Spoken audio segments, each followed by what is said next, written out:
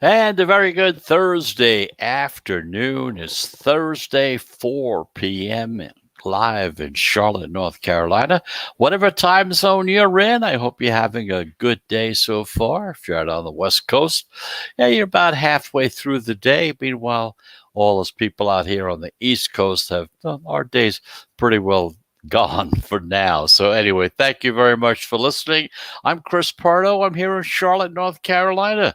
We're right here coming to you live on the I-95 Sports and Entertainment Network, as well as podcasting on most of your major platforms such as Apple Podcasts, Amazon Music Podcasts, iHeartRadio, Spotify, you name it. We're on most of the major platforms that are available to you. So, welcome to the show. It's Thursday afternoon. We got through hump day yesterday.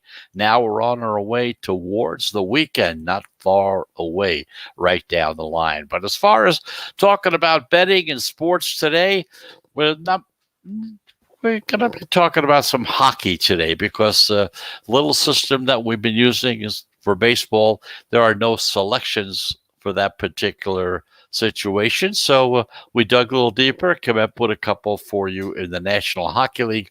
2 games on tap for tonight. We're going to take a close look at them and let you know which line and how the line is going, as well as trying to find out which way the pros are going, which are most important to us as well. We're also going to take a look at the RBC, the Royal Bank of Canada golf tournament that's on tap for this week. We'll take a look and see some of the players that are going to be out there, give you some thoughts and ideas, how to maybe bet the game and who to bet on. But again, we're just going to give you the information. Of course, we then leave it up to you to figure it out as well. But also, if we do have a few minutes, we want to go into something we talked about yesterday, getting a great response on it, by the way, talking about betting on baseball. And there's something that only belongs to baseball and to none of the other sports, and that's called action against the listed pitcher.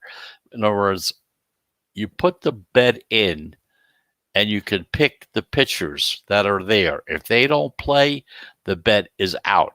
Now, if you go with action, that means you do have the bet. So we're going to go into detail about that. We talked about it yesterday, had a great response to it, got all kinds of stuff on it. So we're going to kind of repeat it once again. Some people didn't fully understand what it was all about, but even more so, there's some, people didn't listen yesterday, going to be listening today. Then I'm sure they want to hear about it as well, especially if you're going to be betting on baseball. Very, very important thing that you can do with baseball betting that you can't do with others. And I agree with some of the listeners that got in touch with us. I agree. The National Hockey League should also have the same situation, but we'll go into that later. In the meantime, let's take a look and see what happened yesterday as far as sports are concerned. In Major League Baseball, the underdogs, really, the dogs were barking loud and clear yesterday. They went 11-3 after going 10-6 on Tuesday. So that's an amazing 70% number, 21 wins and 9 losses in just 2 days. Now, Carlos Rodon as a minus 110 threw the second no-hitter of the season with the White Sox. First one with the White Sox, okay, but it's the second no-hitter of the season. 8-0, the White Sox beat the Indians. Only 1 out of 3 of the winning favorites was in that particular game. The favorites and the dogs are back to 500 on the season.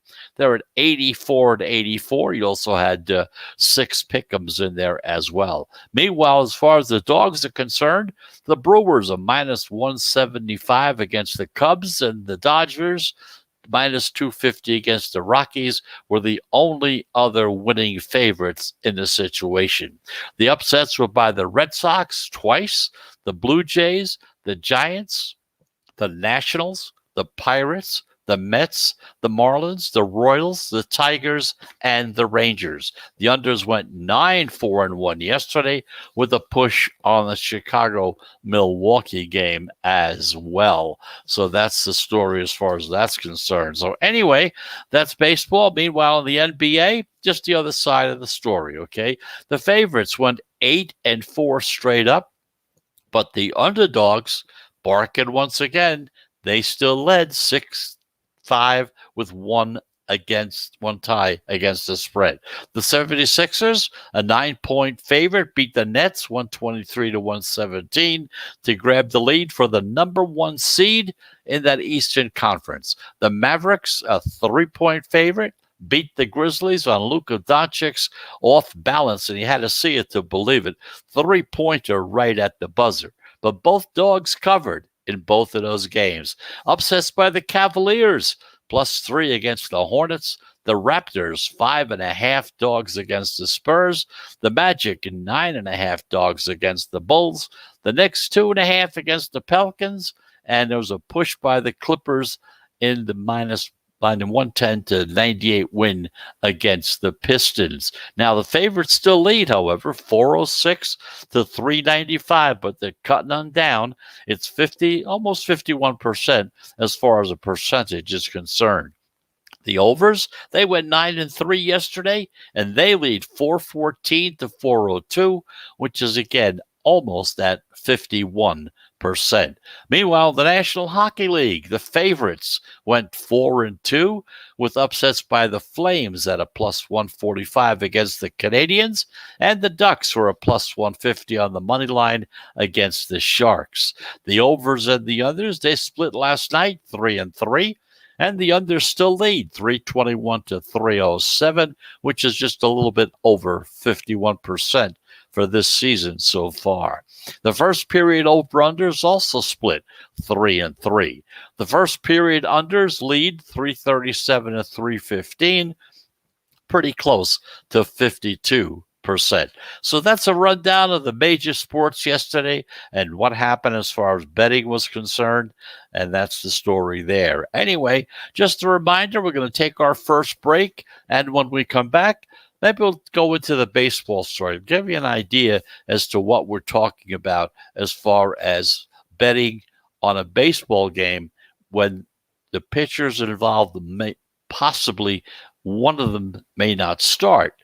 Well, if that's kind of the case, it's a possibility that might happen. It's really unfair to the bettor to bet a game that you're betting on. Let's just say you think Kershaw's the starting pitcher, let's say, for a game for the Dodgers. And then he gets cut 5 minutes before, half hour before game time. He pulls a muscle out in the bullpen or doesn't feel good, had some bad hot dogs in him before coming to game time or whatever. For whatever reason, he's not going to play. If you bet pitchers only, you will have your money refunded. If not, you're going to be left with whoever starts the game after that. Now, again, in some instances, it could be a better pitcher. It's hard to believe with Kershaw going, but in that example, but in some other examples, the pitcher that replaces the pitcher that was supposed to start may very well be better than the one you had. But we'll talk more about it after our break. And just a reminder, we take 3 breaks within the show. Each one is of about a 1-minute duration, and we'll be back right after this.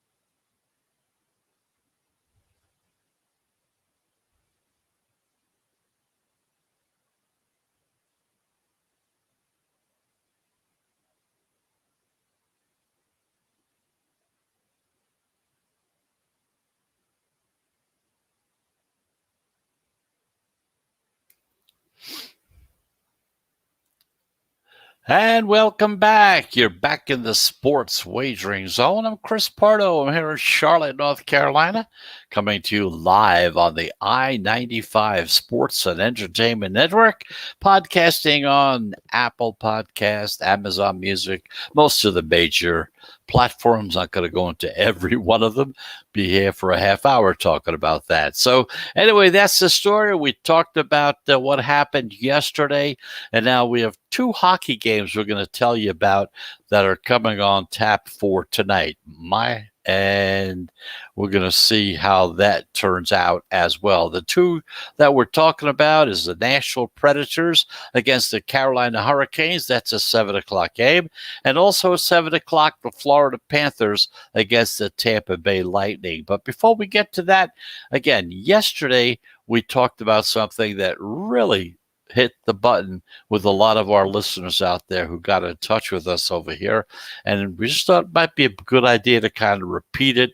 Some of the questions they didn't fully understand what we were saying. So let's get back to it. And it's very, very simple, because whether you're betting baseball every day, whatever it is, or maybe you're betting once in a while, whatever it is, sometimes you see something, you get a feeling, you want to put a bet in on a baseball game. So it's critical to know the difference between action and listed pitcher. Those are two terms you must become familiar with. Now, unlike other sports, bettors have been afforded two different betting options when placing a baseball bet. So if you're betting action, this means that you're locked into your bet no matter what happens. Now, unless it's canceled, obviously, okay? However, if you select listed pitcher, this means that you're only locked into your bet if both scheduled starting pitchers make the start. They both have to start. In other words, look at it this way. If a pitcher gets scratched on either side, doesn't matter whether it's on the one you're betting on or not, your bet will be voided and will be called no action, which means you get your money back because your bet is canceled. Now, why is this distinction so important? Because starting pitchers, they get scratched frequently in baseball for a variety of reasons. They get injured while they're warming up and they don't feel good. They get sick before game time, whatever, they can't play. They're pushed back for an extra rest because they're not really feeling good. So the manager thinks, oh, we'll start them tomorrow instead of today. And also, what you see every now and then is pitchers actually do get traded. I remember pitchers getting traded to the teams that they were playing at that time. So that can happen as well. A multitude of things can happen for a reason why a major league pitcher may not start that particular game. Of course, COVID is another situation. The test may come back positive, and he may not be able to start there as well. So for this reason, you should always bet listed pitcher. Don't bet action. Because if you do this, you protect yourself from getting locked into a bet if either of the starting pitchers can't pitch. For example, here's another way to look at it. Let's say you love Shane Bieber and the Indians are playing the Royals. So you bet the Indians, you're laying a heavy front load of minus 170 on the money line. Then later in the day, you find out that Bieber was scratched from the start. If you happen to bet action in that game, you're locked into that minus 170 money line bet. But if you bet listed pitcher, your bet is voided and your money is refunded, given back to you. Now, in other words, you're protected from being locked into a bad number. That's the whole idea. The beauty of listed pitcher is that if you still like the matchup after the new starting pitcher is announced, you can still bet because a new number will come out. That pitcher that's coming in may only be, say, 125 on the minus side on the money line. Or perhaps it may even swing it around totally to where it becomes on the plus side. But either way, you have the opportunity to say, okay, I'll take this new guy. I like the new numbers. I'll stay with that. But if you bet action, that's it. You're done. It's often a dangerous proposition, and it's a good way where you get really backed into the corner because there's nothing you can do. So by betting that listed pitcher category, you have the power, you have the control as the bettor. Because if you bet action, you're at the mercy of whoever it is, the pitcher that they happen to bring in at the time. And like I said, yesterday after the show, during the show, we got some responses, and most of the responses were, from guys who were hockey bettors and saying, gee, I wish we had it in hockey as well. Because there are many times when you're betting a hockey game and you find out that the goalie was pulled out for whatever reason, okay? Maybe again, may not be feeling good. He might have been traded. Any one of 100 different items could happen as to why he did not start in goal. Unfortunately, this situation does not exist in hockey. Whatever the bet is, it's yours. You're stuck with it. There's nothing you can do about it. But, if enough fans kind of scream and holler about it, it may come to pass as well. I mean, as far as the bookmakers are concerned, they're looking at it and saying, here's the new guy that's coming in. Here's the new line on it. That new line with that new goalie coming in might attract some more bettors coming in. So either way, it's a win-win situation for everybody in that respect. So anyway, that's the story. If you have any other questions on it, I'll be happy to answer them for you. Just send an email, and you can send it to the Sports Wagering Zone at gmail.com. I'll be happy to answer any questions you may have. So thank you very much for listening. Let's take that second break. We'll get that out of the way. And when we come back, we'll take a look at those two hockey games. We've been talking about hockey. We'll talk about those two games on tap for tonight. We'll check the line movement on those two games, and we'll also see in which direction the pros are going as far as those two games are concerned. So just a reminder, you're in the Sports Wagering Zone. We'll be back right after this.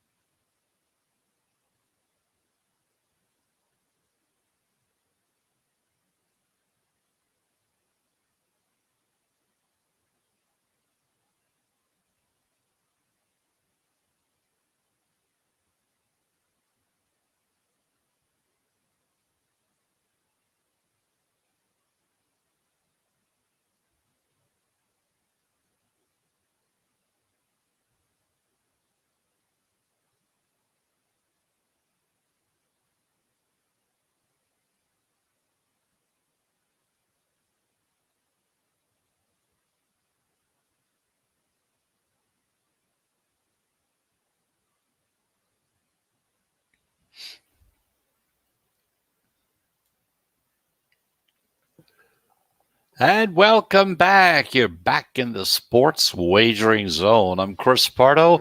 I'm here in Charlotte, North Carolina, coming to you live on the I-95 Sports and Entertainment Network. So we didn't have any baseball plays for today. And just to give you an idea as to how that situation has been working so far, we had 3 plays yesterday, and 2 of the 3 did not come in. We had the Yankees in Toronto. Toronto won that game. We had the Marlins and the Braves. We had the Braves. The Braves lost. And we also had one winner where we had the Mets over Philadelphia, and that was a win. So far, coming into today, we don't have anything to tell you about today. We had 34 plays so far. We had 19 winners, 15 losers, and that's at 55.8%. 55.8. Keeping in mind, 52.3% is what you're looking for to break even or to start making a profit on your bets. That's, in other words, if you're doing 50-50, you're losing money. And that's because of the VIG. Very simple. Anyway, that's the story with baseball. Let's get down to hockey. We have 2 games on tap, and the little system we've been using all season long as well, although we haven't been paying much attention to hockey over the past couple of weeks because baseball came up. And again, hockey is a boutique sport. Not that many people are betting on them, although more and more are starting to bet on them. And that's primarily due to the fact that 26 states now are involved in legalized sports betting. And some of those states are big hockey states. You know, they're winter states, a lot of snow, cold weather, whatever, or they have hockey teams that are real famous in their area, even though they may be in Florida or in Las Vegas, either way. But anyway, we stayed away from for a while, and going into tonight, altogether, we had 61 plays that we played on hockey. We had 37 winners and 24 losers. That is 60.6%. So that's the story as far as how well or how bad that particular system is working.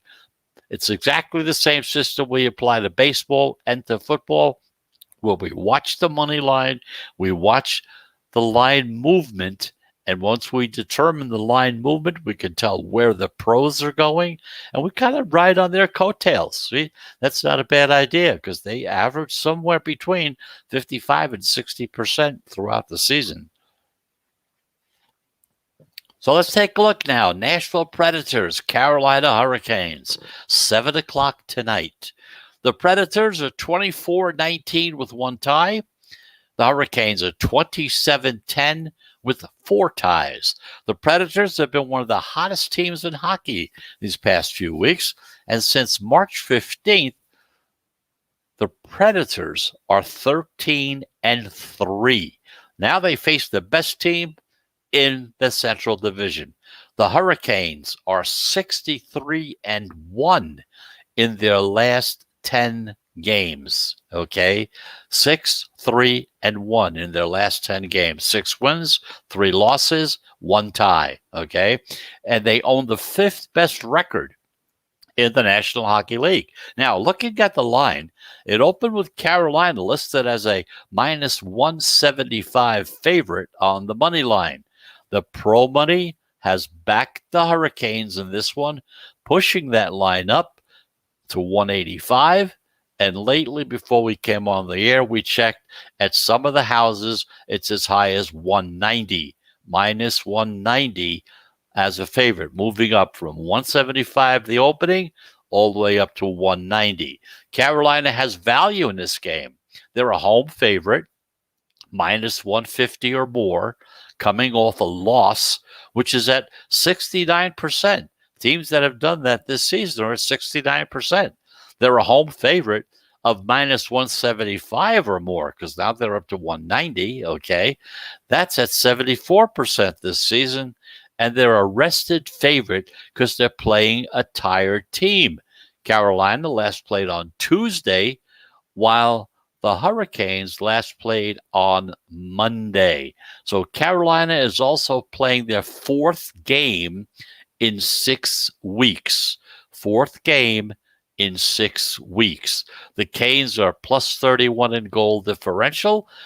The Predators are minus 4 in goal differential. Carolina is 23-11 as a favorite this season. Nashville 10-17 as a dog. So in this particular situation, the pros are on the Hurricanes, the Carolina Hurricanes. Meanwhile, also at 7 o'clock, Florida Panthers, who are 27-12-4 against the Tampa Bay Lightning, 28-12 with 2 ties. Now, this is a grudge match. You got 2 of the best teams in the Central Division. The Lightning opened as a minus 150 home favorite, and the pros are laying the chalk. And when they did, as they started putting their money in, it drove Tampa Bay up to a minus 160 on the money line. Now, some books are closer to even 165. Now, the Lightning, they match several profitable betting systems in this season so far. Once again, they're a favorite. They're coming off a loss. Those teams are at 65%. They're a home favorite at being at minus 150 or more. That total is at 70% this season. And the favorite with a line move of 10 cents or more is 64%. So they fit all those categories. Also, the favorites of minus 150 or more in games with high totals, that's of 6 goals or more, are at 70% this season as well. So with more expected goals, it's more likely they come from the favored team. That's how it usually works. The favorite team usually gets more goals when you're going to have a lot of goals being scored. Tampa Bay is a plus 35 in goal differential. Florida is plus 19. The Lightning are 15-4 at home this season, and that's one of the best home teams in the entire National Hockey League. So the story on this one, Florida Panthers, Tampa Bay Lightning. The Lightning are the choice of the pros in this game. And in the game with the Predators and the Hurricanes, the pros are on the Hurricanes in that particular situation. So those are the two hockey games on tap for tonight. Give you something to bet on. Again, it's just giving you the information. You know, if you're a baseball bettor and you're kind of looking forward to hearing us talking about a couple of games for tonight. Well, unfortunately, none seem to fit into the program the way we do it. So we kind of give you something, 2 hockey games. That's where the pros are going. They're going to be, you got to lay a lot of money on these if you want to go with them. So that's the story. We'll tell you about it. We leave the rest up to you. So let's get that third and final break out of the way. And when we come back, we're going to take a look at golf. The RBC, the Royal Bank of Canada, their tournament is on this weekend. So we'll be talking about some of the golfers there, give you some odds on them, some thoughts and ideas as well. So we'll be back into the sports wagering zone right after this.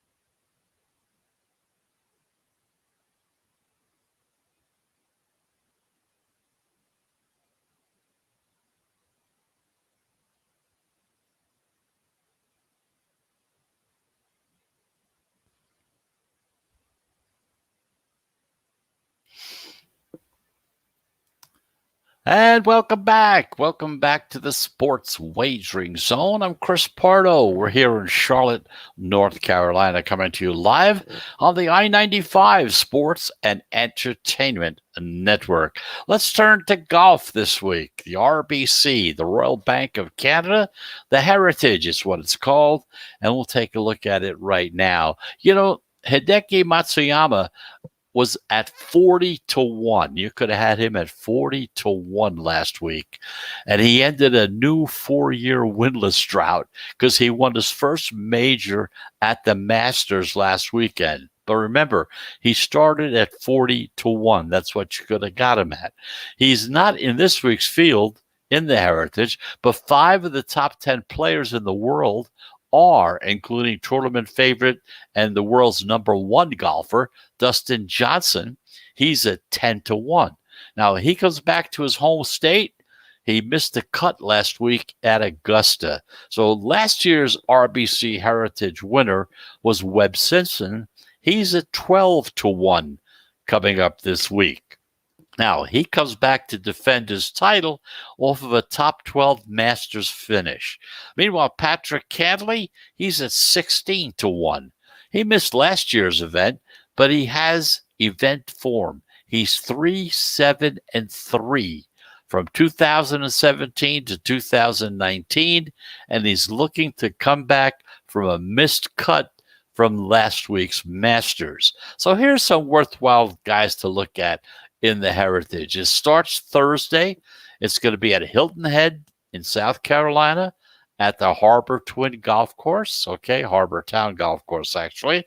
And we'll give you some thoughts and ideas on some other players. Keeping in mind, Dustin Johnson, the number one golfer in the world right now, he is 10 to 1 to start with. And if you understand golf, we've talked about betting on golf. We'll go into more detail about that because it's different. We'll do that if we get some time next week or the week after. It's different betting. He starts out at 10 to 1. Let's just say it stays at 10 to 1. That's what it is on Thursday. On Friday, depending on how he's doing, that number will fluctuate. It could either go up or down. And then on Saturday, once again, the line will fluctuate depending on what he did on Friday. And then on Sunday, the final line will come out, and that will be dependent on how he did over the past couple of days. So that kind of gives you an idea that you can kind of get in at any time you want. And even though you may think that Dustin may be your choice, you might say, hey, look, he may have a bad round on Thursday. I'll take a shot on that. Let me see what happens on Friday.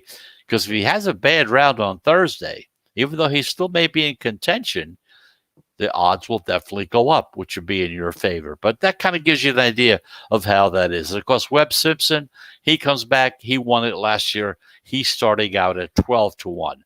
Sergio Garcia, he missed the cut at Augusta last week.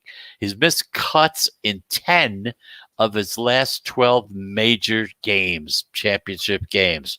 But this one looks like a good spot for him to come back, because that's what he did last fall at Sanderson Farms, And that was his next start after the U.S. Open.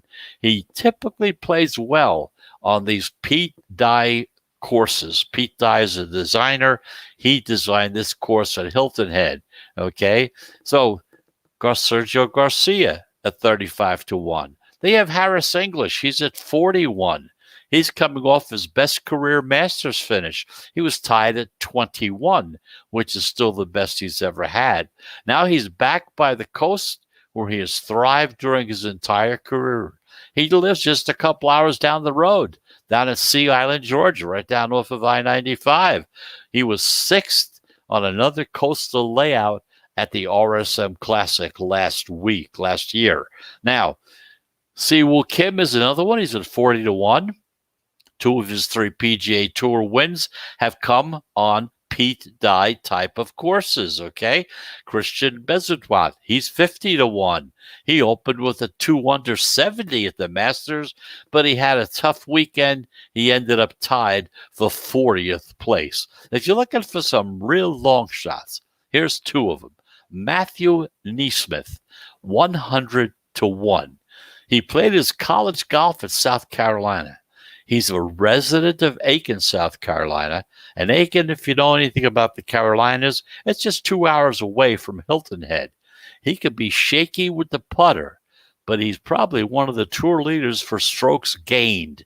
His has great approach, and his green play is really pretty good well. So at 100 to 1, yeah, there you go. You don't have to lay as much money. Got big odds. And then there's JT Poston. He's at 125 to 1. 125 to 1. He's missed 4 of the 8 cuts this year, but he's a consecutive finisher at either 8th or better in this RBC Heritage Classic for the past couple of years. So he's also won 2 years ago at Sedgefield. So he's yet another player with that Sedgefield Harbor Town correlation, which again is a Dye course. So those are the guys to look at. If you're looking at some underdogs, looking for some long shots, JT Poston, Matthew NeSmith, there too that you can look at. If you're looking for an intermediate type of guy at 35-1, look at Sergio Garcia. But of course, if you like the favorites, you have Dustin Johnson around 10-1, and last year's winner, Webb Simpson, at 12-1. So that's the story on the golf tournament. It's the RBC Heritage Tournament. It takes place in Hilton Head, South Carolina this weekend. So take a look at that if you like betting golf. Golf is starting to become exponentially one of the fastest growing sports to bet on. Yes, it is. Now, again, it's not like anywhere near the NFL or the NBA or college basketball, nowhere near there. But since it became legalized, and it's legalized in 26 states right now, with a couple more states looking to get into the action as well, here you go. You got this tournament. There's a tournament almost every week. They're all championship tournament classic types. They're getting more and more attention, getting more and more money put into them as well. So that's the story for the RBC Classic. In the meantime, take a look at those two hockey games once again that we talked about earlier to let you know as to where the various pros are going on. In the first game between the Nashville Predators and the Carolina Hurricanes, the pros are on the Hurricanes. Florida Panthers against the Tampa Bay Lightning. The pros are on the Lightning in that particular situation. So that's the story coming out of here.